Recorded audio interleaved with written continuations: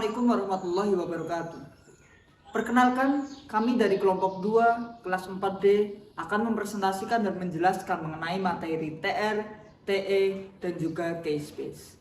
Sebelumnya, izinkanlah saya sebagai moderator untuk memperkenalkan anggota dari kelompok 2. Yang pertama ada saya sendiri, Naufal Munizar, kemudian ada Vidya, Adib, Anissa, Melia, Hanifah, Azifah, Imade, dan juga Enggar.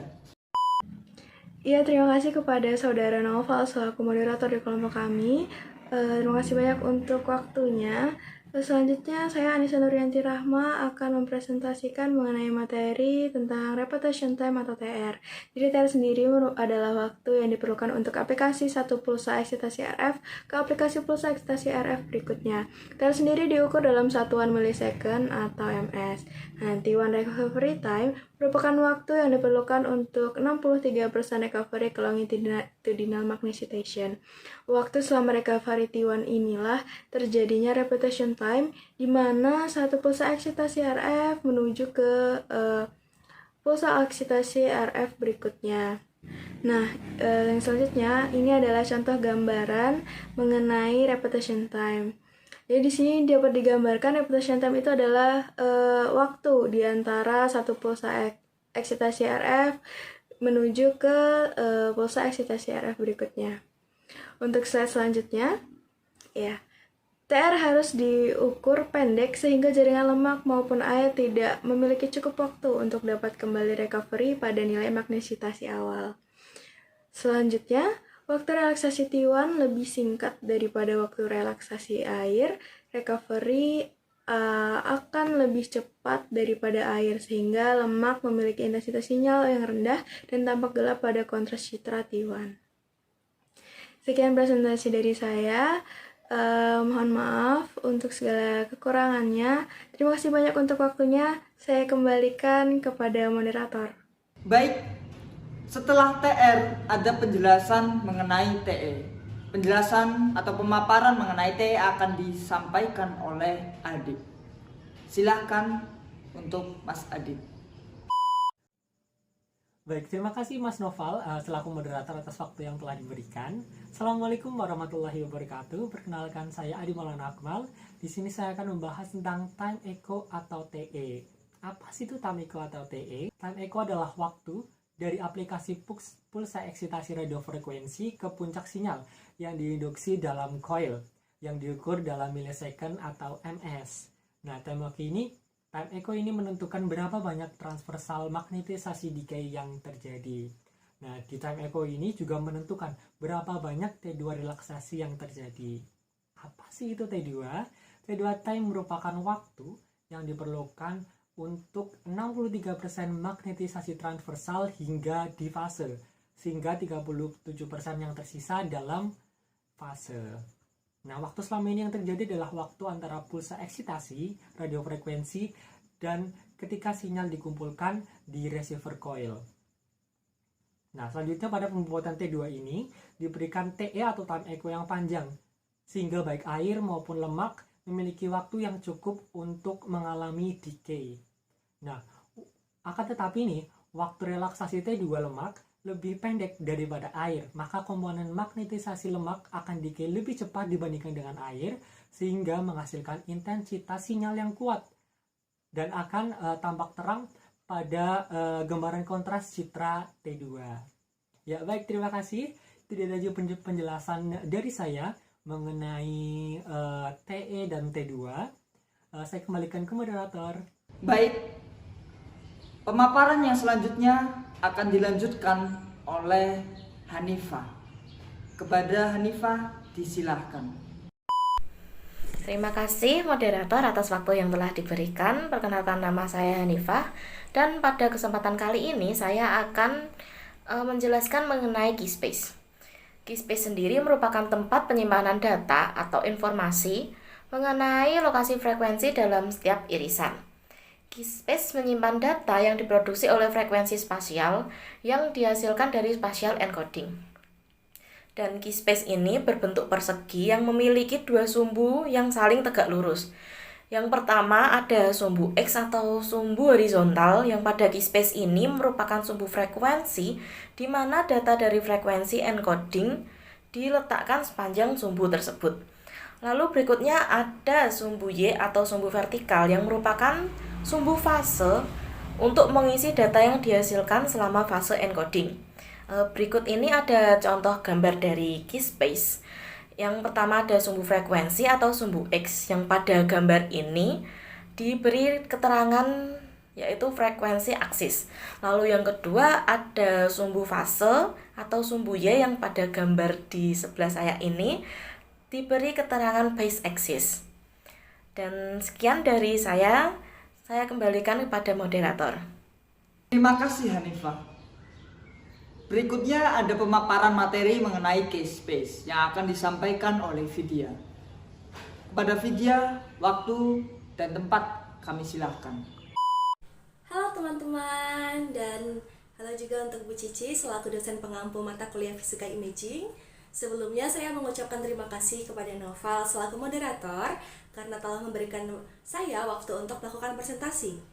Perkenalkan, nama saya Vidya Karma Ulfa, saya dari kelompok 2 dari kelas 4D. Pada kesempatan kali ini saya akan melakukan presentasi mengenai keyspace. Nah, kemudian jumlah area dalam keyspace sama dengan jumlah slice yang dipilih dalam parameter saat kita memilih protokol scanning sebelum pemeriksaan. Jumlah garis dalam keyspace itu sama saja dengan matriks yang kita pilih. Jadi apabila kita memilih matriks 256, maka akan terdapat 256 garis yang harus diisi agar diisi dengan data yang berbentuk poin-poin-poin dalam saat proses scanning agar dapat menghasilkan citra. Nah, keyspace ini sama halnya dengan koordinat kartesius, di mana setiap barisnya harus diberi penomoran agar data itu dapat diletakkan secara spesifik. Tadi juga ada sumbu X positif dan negatif serta sumbu Y positif dan negatif. Adanya positif dan negatif dalam sumbu-sumbu keyspace ini dipengaruhi oleh polaritas gradien fase encoding. Nah, kemudian terdapat metode pengisian keyspace. Namun pada kesempatan kali ini saya hanya akan menjelaskan mengenai metode Cartesian filling, yaitu metode pengisian dari garis paling atas hingga garis paling bawah. Jadi dia diisi secara berurutan, secara kontinu, dan tidak acak gitu.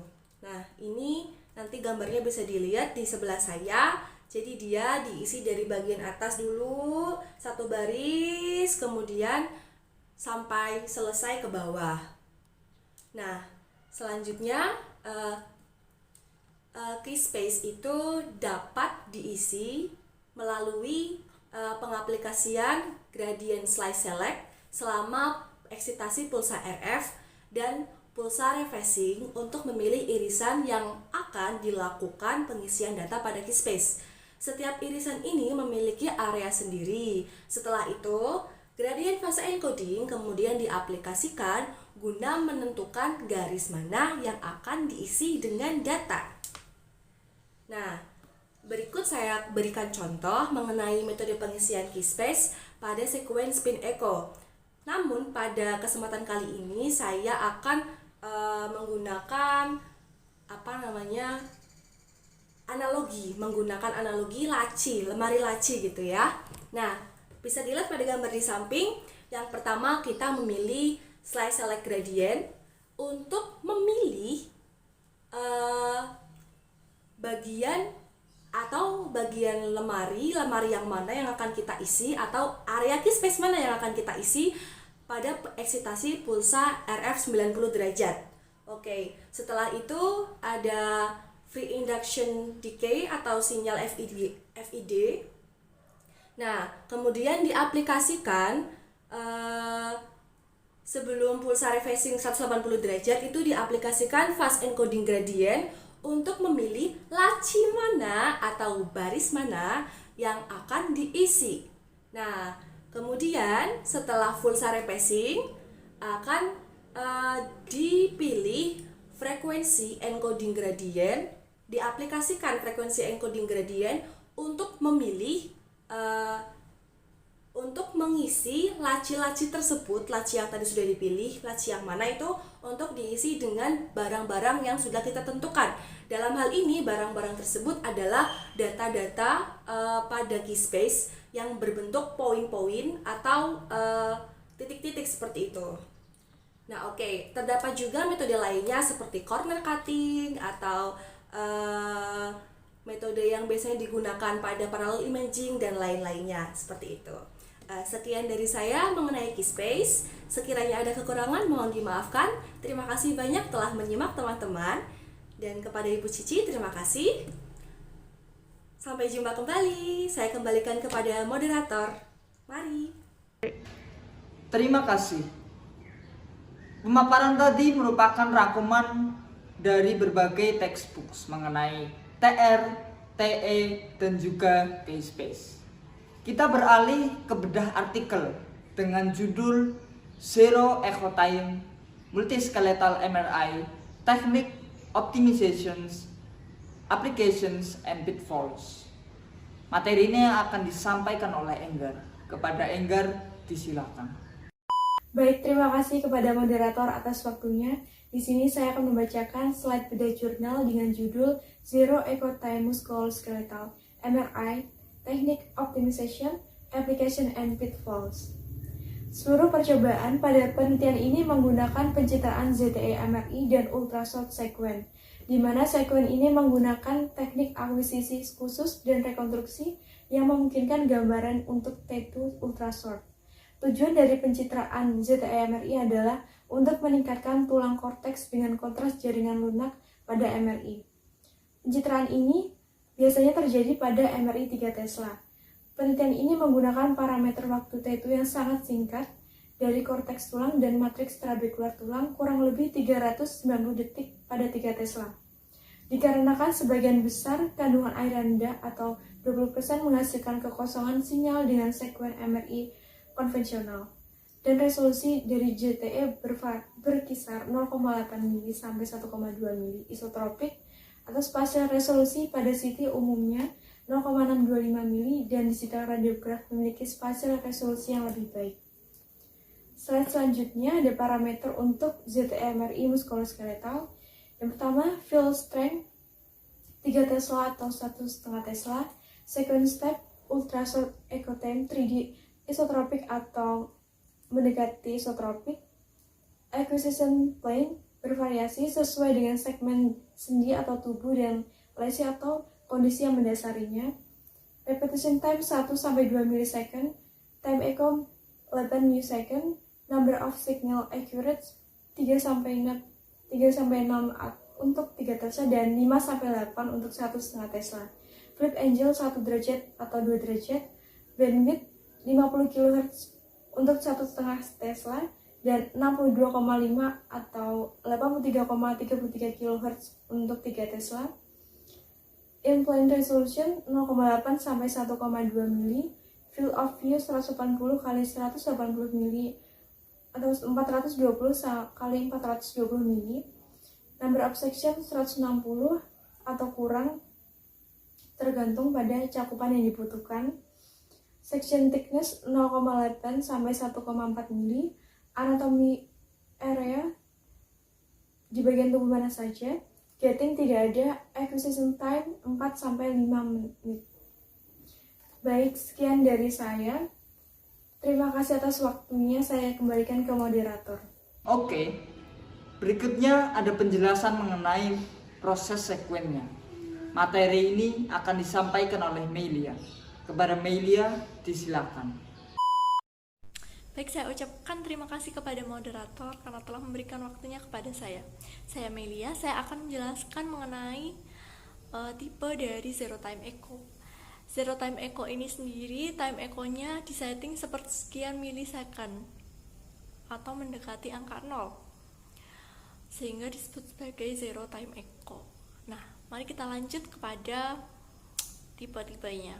Untuk tipe yang pertama, dapat kita lihat di gambar A. Dari gambar A ini dapat kita lihat bahwa gradiennya dinyalakan sebelum pulsa eksitasi RF.